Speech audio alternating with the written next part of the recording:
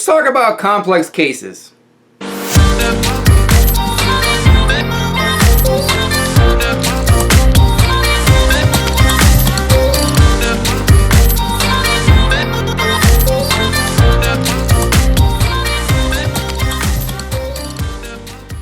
The thought process for complex cases is one of those skills that just takes time to develop. As nurse practitioner students, you go through several courses, regardless of what your specialty of choice is, where you learn the basics on how to do a history and physical. And during the history and physical, you start talking about diagnoses or diagnostic skills. A single example would be someone comes in with chest pain. What are the causes of chest pain? And your nurse brain automatically goes chest pain equals an MI. They're having a heart attack. It's a myocardial infarction. Absolutely, that's what we learned. But the reality is that chest pain could be caused by a variety of non-emergent to emergent reasons, the least of which is an upper respiratory infection. Someone has a viral cold. Could be a pneumonia. It could be heartburn. It could be something more severe like a heart attack, or it could be something even more severe like a ruptured aortic aneurysm. I mean, the list is endless. And that's literally how you develop your brain, and you develop your thinking approach when it comes to diagnostic evaluations. In the beginning, you're going to be completely textbook. You're literally going to read it from the pages of a book or from the pages of an app or a website, because you have zero experience. And the little bit of experience you have, you're thinking the worst case deadly scenario. When I was in NP school, they used to tell you, when you hear hooves, think horses, not zebras. So when you hear the sound of hooves hitting down on the road, on the ground, in the background, you want to think something simple like, oh, it's a horse. Versus, oh my God, it's an exotic animal. It's got to be a zebra or a unicorn. It's an extreme example, but that's how you have to think. So when someone comes in with chest pain, you want to think simple, like a pneumonia or an upper respiratory infection, versus someone who has a thoracic aortic aneurysm that is literally just split and they're exsanguinating from the inside out. You'll develop over time that you start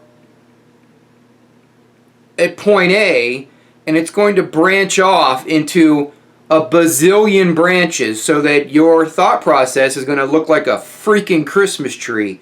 You're going to start with a single thought, and it's going to branch off into a bazillion things. And your job as a clinician and a brand new nurse practitioner, a brand new advanced practice provider, because this is not exclusive to NPs, although we could say this could be any medical provider who provides diagnoses, is that your job is to check off one box at a time until you have established proof of what your diagnosis is.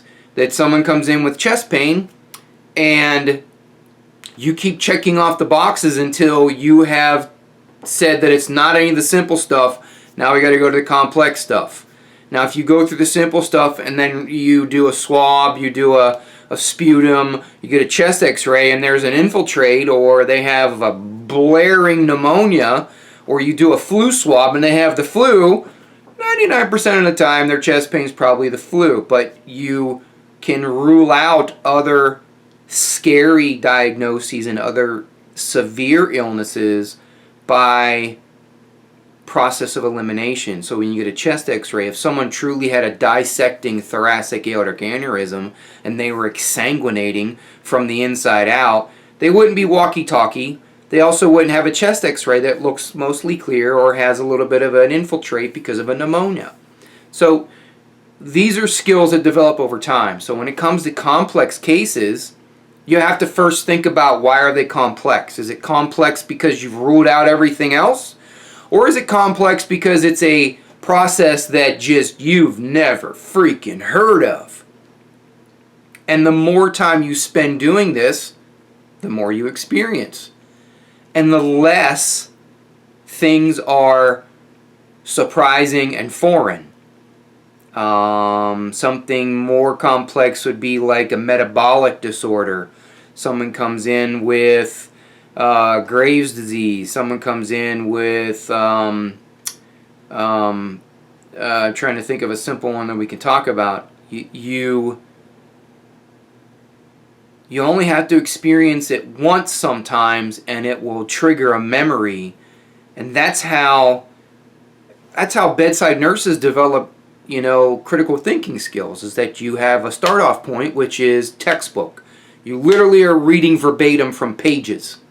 And then you coalesce and combine that with personal and professional experience, and then you mix that all into a bowl, and you come out a more seasoned clinician, and you're able to recognize and prevent and eventually diagnose the more complex cases. And then those complex cases are no longer complex. Even the most complex of cases that are evaluated by the smartest of brains medicine has, sometimes you never find a diagnosis. And the idea is that you're doing whatever is best for your patient. You treat the patient, not the diagnoses.